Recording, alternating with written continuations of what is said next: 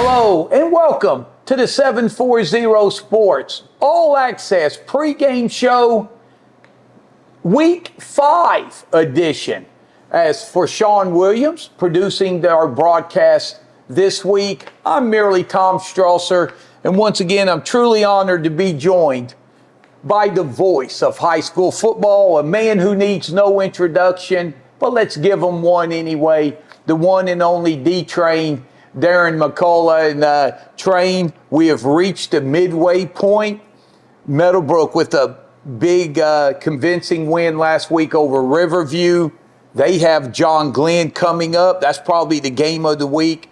Buckeye Trail, back-to-back heartbreaking losses. They hope to get right. It's homecoming this week as they welcome TCC and Cambridge last week against Bel Air. If you took the over in that game, that was very good because both teams combined for 103 points.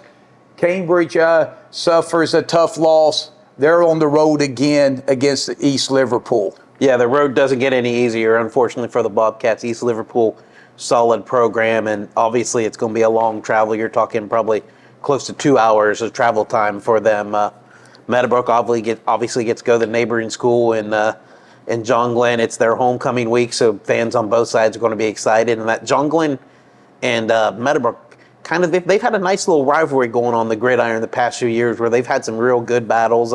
Obviously, you and I were over at John Glenn when Meadowbrook beat them in the playoffs there a couple years ago. And then Buckeye Trail, another team, just rough start, tough breaks, and just can't quite catch the breaks. But again, they're homecoming this week against Tuskegee Central Catholic, and they're looking to rebound. Yes, and speaking of Buckeye Trail, it is homecoming week, and we're honored to be joined in studio by the head coach of the Buckeye Trail Warriors, Donnie Kearns. And when we come back on our pregame show, sponsored by Park Circle Cafe, we'll speak to the head honcho of the Warriors and get his thoughts on last week's heartbreaking loss against the Claymont Mustangs. And look forward to their showdown with the TCC Saints on homecoming here after this timeout. Hey, it's Heather from Park Circle Cafe. All of us from Park Circle would like to wish our local football teams, the cheerleaders, and the band good luck this season. If you're out this weekend, stop by Park Circle. We have live music all of September on Saturday. This weekend we have Russ Monkey, 7 to 10 on the patio. Next weekend we have Randy Gleason and a DJ and karaoke coming in. So stop by for some great food and a good time at Park Circle Cafe. Go Bobcats, Colts, Muskies, and Warriors.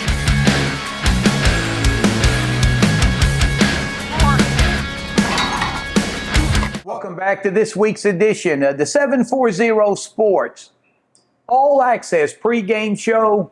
For D-Train, I'm merely Tom Strasser. Sean Williams producing our show this week once again. And again, we are truly thankful to be sponsored by Park Circle Cafe. Go down and enjoy some of their delicious wings. And we are joined now by the head coach of the Buckeye Trail Warriors, Mr. Donnie Kearns. And Coach, thanks for coming up. And Coach, back-to-back one-score losses. Team continues to improve, but a couple over the last 2 weeks that maybe you felt slipped away? Yeah, I mean, absolutely. We don't want anybody to feel sorry for us, and we have to do better, and that's where it's at. And we'll learn from them. I mean, the last two have been heartbreakers. And I tell you, look at Claymont, very athletic, and McMorrow. Their quarterback, Coach, sometimes you just have to tip your helmet to a guy. The game is scoreless, fourth down. He drops back. You have two guys come in, totally collapse the pocket. He slips out, and then it's one of those, busted plays. A wide receiver gets behind everybody in the end zone. And it was paid there for the Mustangs. Not a lot of quarterbacks that I've seen makes that play under that pressure. That was a nice play. And, we expect our coverage guys to cover, but you can't ask coverage guys to cover for 8, 9 seconds. So, we have to make the play on the quarterback in the backfield. And I want to talk about your defense. I want to give a lot of credit. I mean, obviously, Charlie Perry was, I don't know how many tackles he finished with, but he had to be at least 15 to 20 for the game. I knew he had to be. Defensively, you had some individual players step up, make some big plays. Mason Todd almost got the pick six. Cohen Egan came up with a big interception.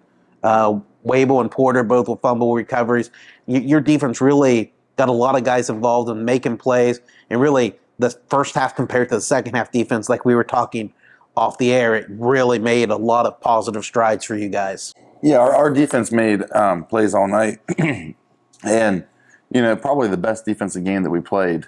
But unfortunately, their size up front was just a difference. I mean, you can kind of watch on film, and we just kind of, they just kind of cave us in and gash us. But one of the Mason Todd's interception was a huge play for us, and another big play. They had about a 70-yard run in the second quarter, and Blake Wable, like he was shot out of a cannon, ran him down, tackling him about the 10-yard line, and we hold him right there, and then score on 2 plays later. So if he doesn't do that, that's probably a play that kind of goes unnoticed, but we really noticed it on film.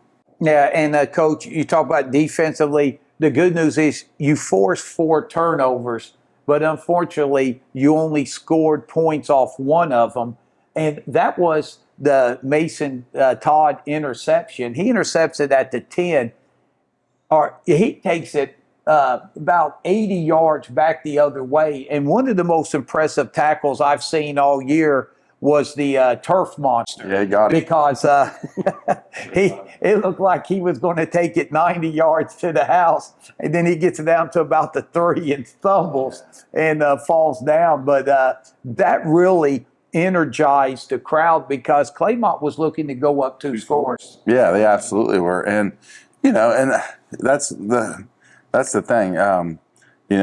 We plays like that, and then when the crowd starts to build off of it, and then we start feeding off of that energy. So we need something to go good early, and then if we get something to go good early, I think that's when everything will start to click. We sometimes we bury ourselves early, and then have to wait for something to go good, but that's what we need.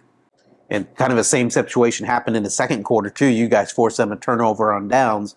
Then you get it back, and Cohen Egan breaks off the big 88-yard touchdown run. That again, another 7-point swing your way. Yeah, that goes back to that Wable tackle, Blake. But again, it would just they made an adjustment, took away what we do really well, and we had to adjust. And unfortunately we just weren't able to get it done. And credit you guys and Claymont. For Egan to be able to get over 100 yards rushing is a great scheme-wise for you guys. But, I mean, Claymont was keying on him the whole game. He was public enemy number 1 in their view, and I thought you guys did a good job of getting him open and getting him to where he can make plays. Yeah, we obviously the game plan was, to get him the ball as much as possible. But, also as big and physical as Claymont was, we wanted to be smart with it and not run him between the tackles too much. That wasn't advantageous to us. So we did some things, to try to get in the ball on the perimeter a little bit. And, that Claymont team was big, athletic, and, skill-wise, that's probably one of the best teams, we'll see. Yeah, Coach, going back their first game of the year against Harrison Central, they're up over midway through the third quarter, 19-12. Then that game got away from them after that, and we know how good Harrison Central is. But it's 13-13 at halftime. So going into the locker room, what was you feeling, and how was the mood of the team? The mood of the team was good.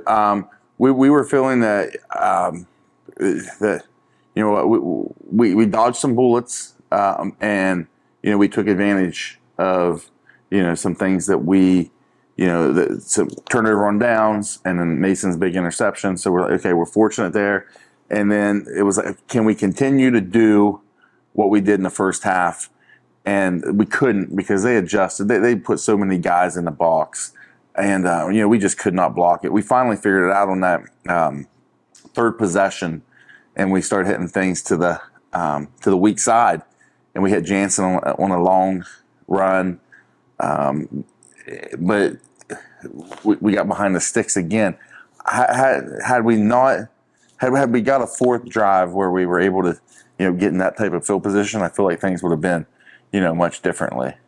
And you mentioned Jansen. That's a kid that I want to bring up. I felt he got some good touches and some good looks for you guys in the second half and made some nice plays. So, again, it's building up some more kids to go with Egan and Perry and those guys. Another weapon for you guys. That's so important to have as many tools in the tool shed as you can. Yeah, I know when Jansen makes plays, he everybody says he stands out, but here's the thing with us as a team and as coaches, he stands out all the time because he's a really good blocker at that wing, and so we know how important he is, and his blocking ability, keys so much for what we do well. He's an unselfish player, puts the team first, and those are the types of kids you need to win a lot of games.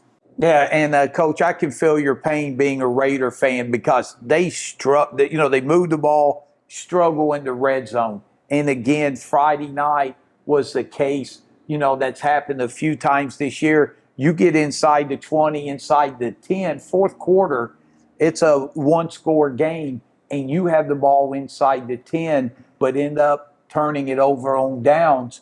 Then they go on a long drive, aided by a few penalties, and then put the game away in the waning seconds. Yeah, that's absolutely what happened. We do. Red zone offense has been a struggle. We're not able to line up and run it right at you like we have in the past. So we have to be a little more creative, and then they key on Cohen. So it's a tough go right now there, just because some of the teams we're playing are just so big and athletic and physical. So I think that'll get better. I do. And Trey, Coach Kearns makes a good point. When you got the field, it nullifies some of the bigness. But when you get down inside the 10-yard line, now they have less yards to cover, and their size and stuff really comes in. Yeah, you could tell it later in that game how they kind of wore you guys down. And when you're going up, guys, I just think of their two fullbacks that they used. Those guys were monsters out there, and definitely, I wouldn't want to get in there and tackle them. That's for sure. We kind of thought, at halftime, the hope was that they didn't run the fullback. If they would have I felt like if they would have ran him 2 out of every 4 plays and threw it deep 1 out of every 4, that we would have been in trouble, because those were 2 areas where we struggled. But they didn't do that. So thankfully, because that fullback was a big stud. And Coach Kearns, before we move to TCC, I want to tip a cap off to your team. I think the thing that shows everything about your team's fight is Claymont scores with 14 seconds left to make it a 2-score game. And your team could have very easily hung their head, 14 seconds left, and said, that's the game. You kick off, they kick off. Cohen Egan runs it all the way down to about the 20 with 3 seconds left. And then Braden Williams hits Charlie Perry for the touchdown. And that just showed right there. You're talking about coaches say, hey, we play till the final horn. Your kids literally did that. I'm telling you, in 8 years of coaching, this is the hardest we've ever played. So that they play to the end. They have to start finding a way to win, and that's what we talked about. That's kind of like the theme this week. Years ago, I remember looking back, and there were so many games that we could have lost, but we won. Now there's all these games that we could have won, but we lost. So as a team, we say as a team, we have to find a way. We just have to find a way to win the game. And, but they definitely have the plan to the final whistle down. And Train, let's now turn our attention to homecoming this Friday night with TCC coming in. So obviously homecoming always brings a different juice to the kids throughout the week with the different activities and everything going on. And obviously announcing homecoming king and queen at halftime. You're facing a TCC team kind of in the same boat as you guys, not having the season they want to have. You guys match up well with them. I guess what's your thoughts on them coming in this week? Well, anytime you face Casey Cummings' coach team, he's going to throw something at you that you hadn't seen on film that's going to blow your mind, and you're going to have to prepare for it on the fly. So I don't know what he'll have in store. So we have to withstand that blow, because I've seen him come out and two linemen up on each side out on the numbers, and just attack you that way. Just an unconventional formation. So he'll have something in store, and how we respond to that will be a big tell. If we can neutralize their throw game, I think we'll have a good chance to be successful. And Coach, how's practice going? It's tough to come off 2 heartbreaking losses, but it's also homecoming week, and that's always a distraction in itself for the team. Pretty focused so far in practice. It's been a really good week, and that's the thing. Our culture is good. I've been a part of teams where at this point in time we're 3-2, and the kids start pointing fingers and start blaming coaches. And right now we're 0-5. And the kids are as bought in as ever. And that just kind of tells you that the culture's good and the quality of kid that we have is pretty good. All right. Well, Coach, there's still a lot of season left, 5 more weeks, and definitely time for the Warriors to turn things around and finish strong here for the 2023 season. And that's absolutely what we're preaching. You know what? Let's finish this thing strong. Last year at this time we were 0-5, and in week 10 we were playing for a conference championship. That's the goal this year. Yeah, so a lot of conference games coming up, and definitely your non-conference schedule. Wow. Has it prepared you for the run at the conference now? There would be a lot of teams 0-5 with our schedule. Absolutely. Well, Coach, we want to thank you for joining us here on the 740 Sports All Access pregame show. It's always good having you up here. Good luck Friday night against TCC, and we'll talk to you soon. I appreciate it. Thanks, guys. All right, that was our Buckeye Trail segment. We'll take a time out here on our pregame show, sponsored by Park Circle Cafe. And when we come back, we'll talk a little Cambridge Bobcat football right after this timeout. Hey, it's Heather from Park Circle Cafe. All of us from Park Circle would like to wish our local football teams, the cheerleaders, and the band good luck this season. If you're out this weekend, stop by Park Circle. We have live music all of September on Saturday. This weekend we have Russ Monkey, 7 to 10 on the patio. Next weekend we have Randy Gleason and a DJ and karaoke coming in. So stop by for some great food and a good time at Park Circle Cafe. Go Bobcats, Colts, Muskies, and Warriors. Welcome back to this week's edition of the 740 Sports pregame all access show with Sean Williams. I'm merely Tom Strasser, D-Train Darren McCullough, and we were just listened to the head coach of the Buckeye Trail Warriors, Donnie Kearns, and now it's time to turn our attention to the Cambridge Bobcats. And Train, Cambridge and Bel Air hooked up for years. That was one of the biggest rivalries on Cambridge's schedule. Then they got away from playing each other, but they joined the Buckeye 8, and now they play Bel Air yearly, and it's a lot of fun. And that Saturday afternoon matinee game in Bel Air is always entertaining. And both teams, 103 points combined. Yep. To say it was an offensive shootout would be an understatement. Yeah, if you liked offense, Nelson Field in Bel Air was the place to be on Saturday afternoon. Unfortunately for Cambridge, a tough season continues, and if Coach Leak was in studio, you'd probably hear a lot of the same words that he's saying that Coach Kearns said in our previous segment, but just the struggles continue with tackling, the lack of size, and just crucial penalties. But on a positive note, I mean, Garrett Carpenter is looking pretty good, and he's only a sophomore, folks. He threw for 458 yards, 4 touchdown passes Saturday. this kid is going to challenge some of Caden Moore's records that he just recently broke before it's all said and done. So that's going to be a fun story to watch. And speaking about broken records, let's give a tip of the helmet for senior wide receiver Devin Ogle. I mean, he continues to be just an absolute stud. He had 10 catches, 148 yards, and 3 touchdowns. Well, with those 3 touchdowns, he moved it to 21 career touchdown receptions, which is now a new school record. He broke Davion Barr's record last year, so very impressive. Whenever you're in company of Davion, like, what did you say about Davion? What was your comment about him last year? No, he was one of the top 2 home run hitters that I seen during the fall. Him and Aaron Judge, take your pick, who was the best. And Ogle is just an amazing talent, does a great job of getting open. And if it's a 50-50 ball, he makes it 90-10 for him. So, I mean, he's an amazing kid, having a great senior year for the Bobcats. And Train, the amazing part about that combination, Carpenter to Ogle, is that the defenses, they're flooding their coverages to Ogle's side. But yet he's still getting open, and Carpenter is still putting the ball in spots where only he can get it. And then those 50-50 balls, Ogle wins those more times than not.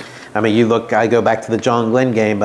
They bracketed Ogle the whole game. Look at the Meadowbrook game. They had safety help over the top on him. So, I mean, he's a household name, Devin Ogle is. When you're writing a scouting report on Cambridge, Devin Ogle and Garrett Carpenter are probably the first 2 names you're going to see on who to stop on that offense for the Bobcats, and it's easier said than done. Yeah, and this year is so big for Cambridge because it's not the wins and losses, it's the experience all these young kids are getting, and that's really going to make a difference, for the next year or 2 of their high school career. But right now, when you look at the schedule that Cambridge is playing and the rushing attack that they saw from Bel Air. Bel Air, speaking of records, they had a record-setting day on the ground. Yeah, they finished. I didn't get the final total, but I know it was over 500 yards rushing in the game. They scored 8 rushing touchdowns, 3 players with over 100 yards.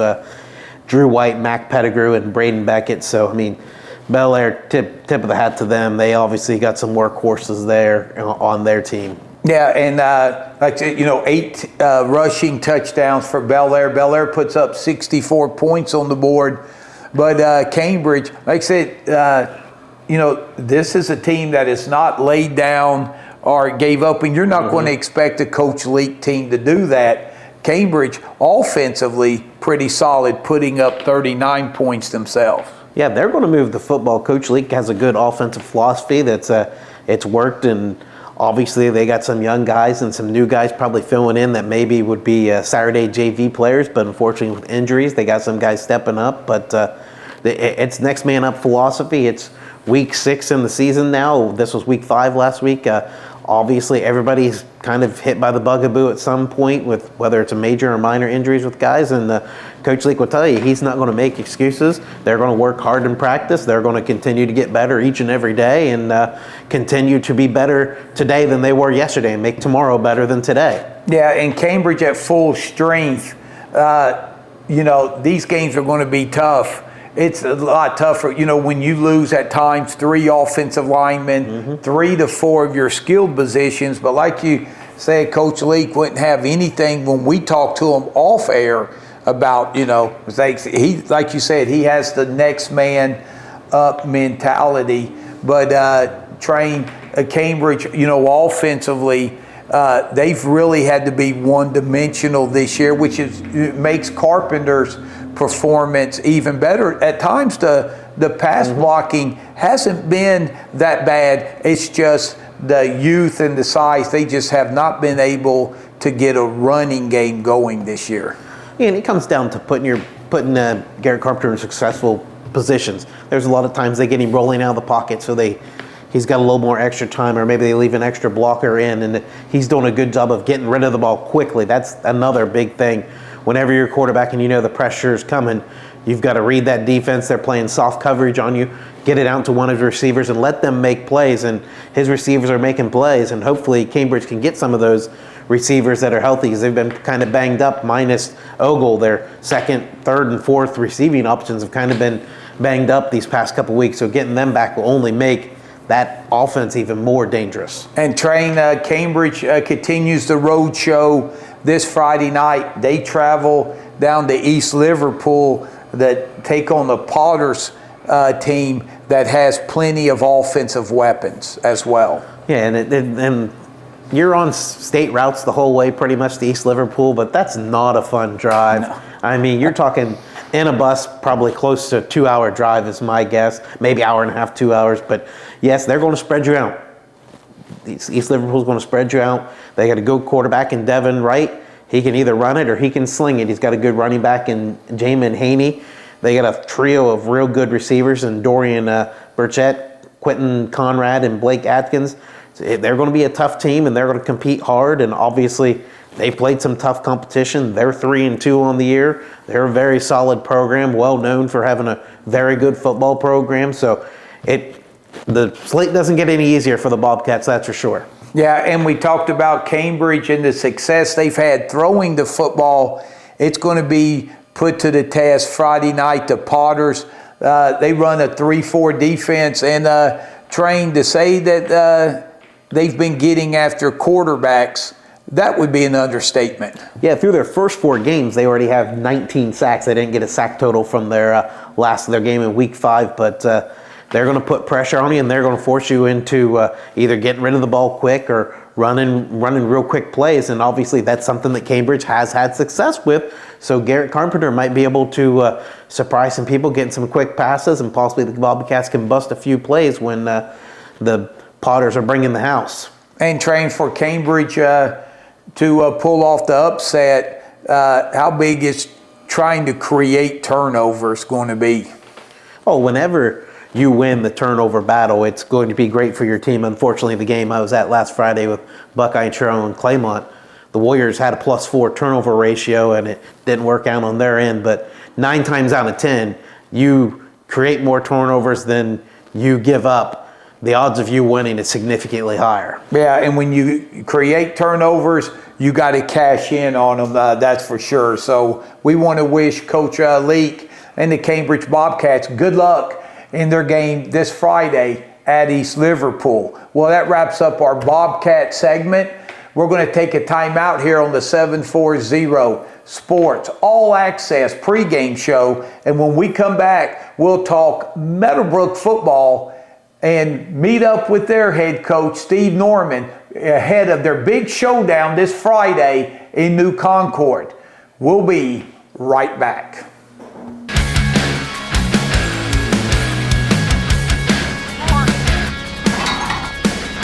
Hello and welcome back to the 740 Sports All Access pregame show.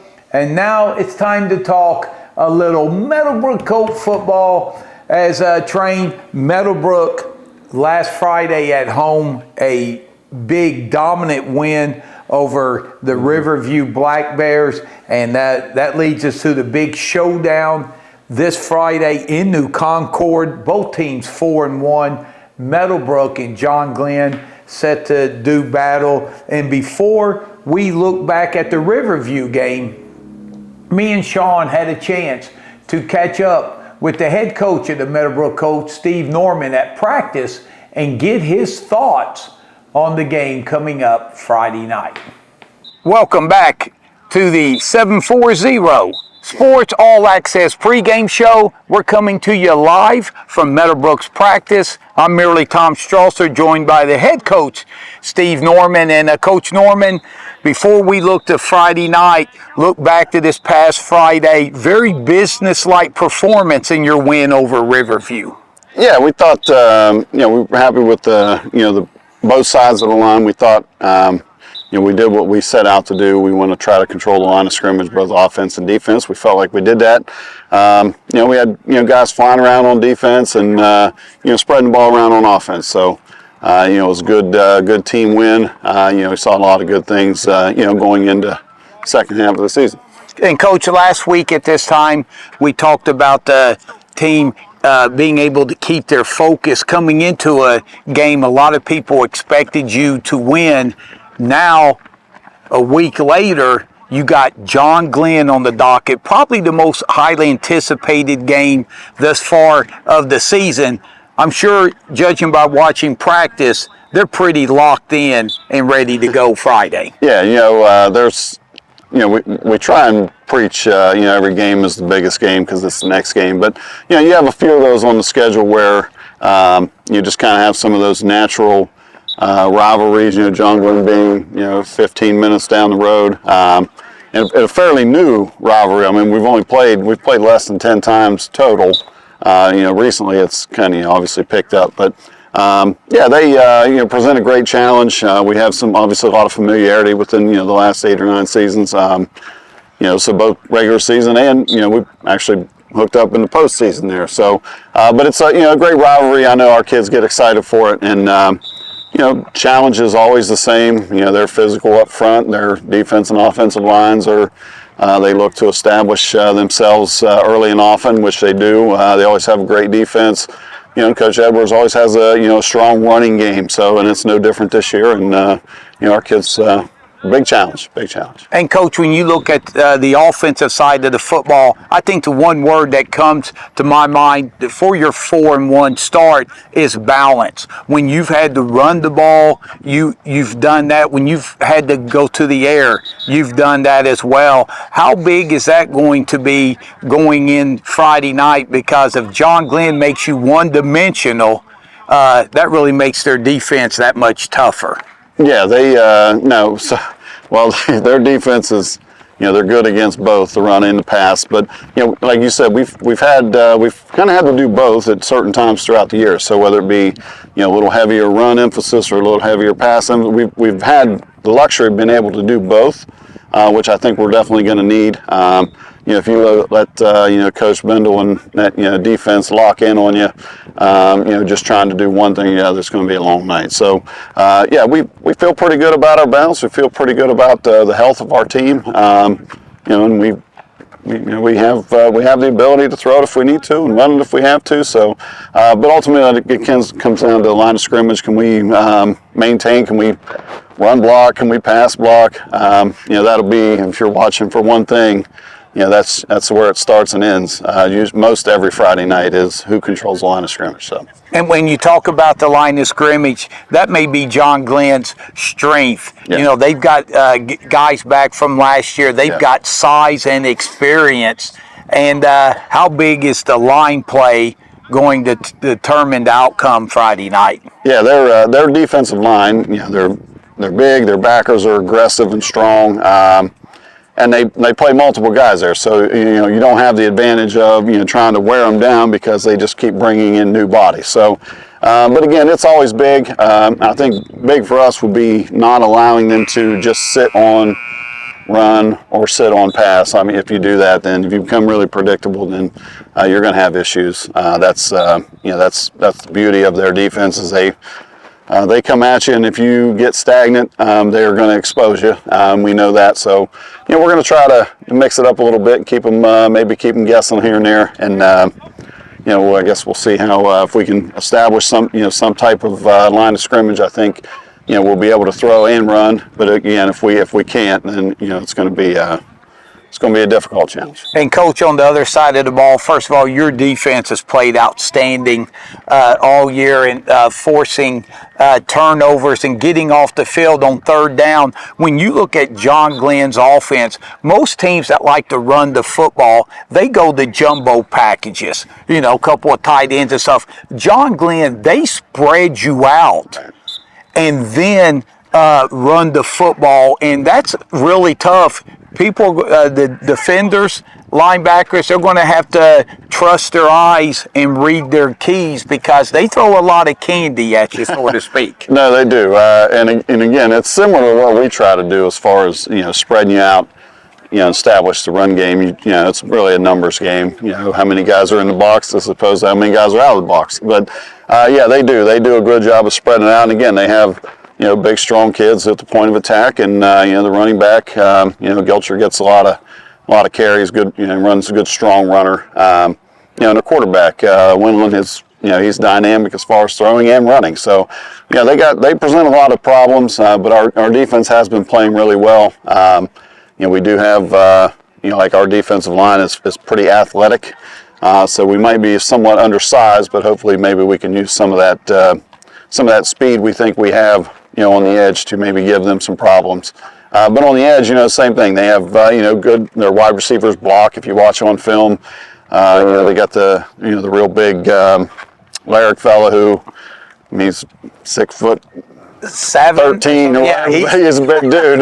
But yeah, he's, they're good at the point of attack, both offensive line and, blocking on the edge. So they present a great challenge. It's 11 on 11 football, and it's going to take all 11 guys to put us in a good spot. So. And Coach, with your secondary, how big is that going to be matching up? Maybe, some man-on-man coverage and allowing your safeties to come down in the box and guard against that awesome running game. Yeah, our corners and safeties, a lot of times they're put on an island.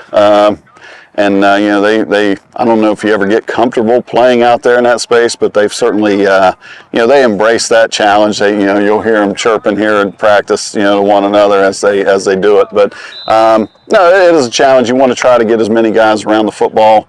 And in order to do that, like you said, sometimes you got to go man on the edge and to get your safety involved. So, but again, they throw the ball well. So that's they present a lot of challenges, and it'll take a total team effort to show up in New Concord, that's for sure. Yeah, two teams that are very balanced, can run and throw the football. Both teams 4-1. Both teams lost to quality teams. You lost to Indian Valley. They lost Sheridan. Yep. So it ought to be a lot of fun in New Concord. Coach, last question for Meadowbrook to go down and get win number 5 in a hostile environment. Give us 3 big keys that are going to have to happen. Yeah, it is a hostile. It's one of those. Obviously then we played there for a few years, but it is a great environment. The people are right on top of you, which I think our kids they like that. But 3 keys I'd say, obviously establishing the running game early. Just to again. Now it starts to open up some passing lanes, so being timely on our throws, establishing a running game, and then on defense, just pursuing the football, getting 11 guys to the ball, and make sure we tackle them. When we've had issues on defense, it just comes down to tackling. It's not necessarily out of position or undermanned. It's just wrapping and getting them to the ground. So I think if we're tackling well as a team, then it gives us a great chance to win on Friday. Man, I talk about the great environment, hostile environment. Hey, Big Orange Nation is going to travel down. You will be well represented as well. So it's not going to be any easier for them, even though they're playing at home, because you're going to have plenty of folks there as well. Yeah, the Orange travels well, that's for sure. So. All right. Well, hey, Coach, always good talking to you. Thanks for taking time. Now, get back to practice. That's right. I got work to do. You kind of got a big game Friday night, okay? I got work to do. But thank you, guys. Appreciate you. And we want to thank Coach Norman for taking time out during practice to give us his thoughts on his beloved Meadowbrook Colts. And Train, we heard Coach Norman talk a lot about the game this Friday coming up with John Glenn. But let's look back. And you always want to celebrate the wins when you can get them. And boy, did Meadowbrook show up and show out last week. Yeah, I mean, if you had Meadowbrook's defense in fantasy football, you were a happy person Friday night. They recovered a total of 6 fumbles. So let's give Noah Farley, Zayden Yeagle, Deshaun Mayo, Cohen Miles, Corbin Sitchin, and Javon Black credit recovering a fumble. I mean, others, of course, were part of that too, that forced fumbles and knocking it loose. They also added 2 sacks in the game too. So again, that Meadowbrook defense was just outstanding, and credit just a great game plan in general. Meadowbrook kind of came out and used the RPO game early. It got them going. Justice Huey put up a first quarter that most people would love to have in an entire game with 4 touchdowns, 3 passing, 1 rushing. He added a rushing 2-point conversion and 2 2-point passing conversions. So a great first quarter alone for him. And the balanced attack of the Colts was amazing with their running and passing. Can you back up and break that down again? Huey's first quarter, he had 2 rushing touchdowns and then go from there. 1 rushing, One. and 3 passing. 3 passing. So not a bad first quarter. So if you do that fantasy terms, that would be 24 points alone right there, Tommy. And I know that we're speaking the same language. Then he had 3 2-point conversions, 1 rushing and 2 passing. So add 6 to the 24, and you got 30 just on those plays alone. So I know we're speaking good when we talk about fantasy terms there. So just an amazing first quarter for him, and really they had a great balanced attack. The running game, they were able to Black started at running back, had 67 yards and a touchdown. I know Dalen Rivera's kind of been a little bit banged up, but he got a couple carries, 25 yards, a touchdown. Cooper McManaway delivered 5 carries, 32 yards and a touchdown. And give a shout out to freshman Colt Snyder, had 3 carries, 56 yards in his first 2 career varsity touchdowns. So congratulations to him. Yeah, and Train, you got to feel for the Black Bears. Yeah, the team, we talked about TCC, Buckeye Trail's opponent coming back. The Black Bears, low in numbers, and a lot of kids that turn around and play on the JV team as well. But they gave it all they had, and a credit to their coaching staff and kids. Yeah, you could tell that their coaches didn't let up. They were coaching the kids up, trying to get them motivated. And I mean, it's just the unfortunate thing is it's a numbers game. When you have very little subs and you're playing those same guys both ways, you're going to get wore down. And unfortunately, it's tough. And Riverview has to kind of take their lumps this year and kind of hope they can continue to build up their program year after year after year and get those numbers up a little higher to where they have that depth and where they can kind of mix and match some guys and maybe not play the same 11 on offense they do defense, because it's a lot. Ask Travis Hunter for Colorado. He's a little winded when he plays both ways for them. And Train, and then leads to maybe upcoming the most anticipated game in our area, Meadowbrook and John Glenn. Your thoughts on that game? Oh, when these two meet, it's always exciting. I mean, it's going to come down to the last seconds of the game, and it's just going to be a great battle. I mean, obviously they've had hooked up on the gridiron the past few years, and they have been some fun and exciting games, and I don't expect anything less this Friday night. And Train, a couple of keys for Meadowbrook if they're to go in and get a big win. We can say it, a lot of playoff points on the line for both squads. Okay, so what's been the strength of one team's offense is kind of the strength of the other team's defense.